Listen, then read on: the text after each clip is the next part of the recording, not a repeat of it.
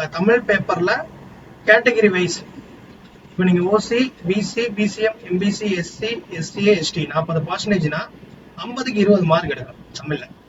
ஓகேவா? இது வந்து உங்களுக்கு புரிஞ்சிச்சு. அப்ப 20 மார்க் எடுத்துட்டீங்க.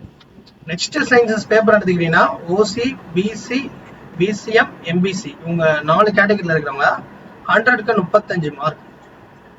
ஓகேவா?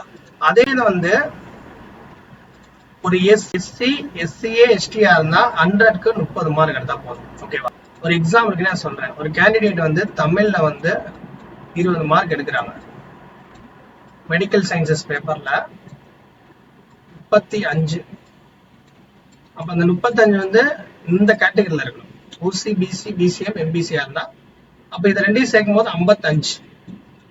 அப்ப வந்து இவங்க வந்து பாஸ். ஏன்னா தமிழ்லயே பாஸ், மெடிக்கல் சயின்ஸ்லயே பார்த்தா அப்ப வந்து 55 மார்க். அப்ப இந்த 55 மார்க் ரேங்கிங் எடுத்துக்கிற மாட்டாங்க. இந்த மேஜர் சப்ஜெக்ட் 35 மட்டும் தான் எடுப்பாங்க. இந்த 20ல நீங்க பாஸ் ஆயிருக்கணும். புரிஞ்சிருச்சா? எக்ஸாம்பிள் சொல்றேன்.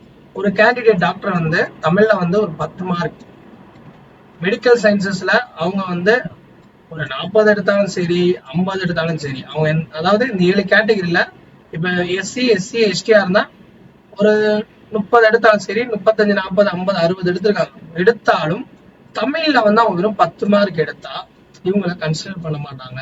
ஏன் அப்படின்னா இவங்க தமிழ்ல வந்து எலிஜிபிளே கிடையாது.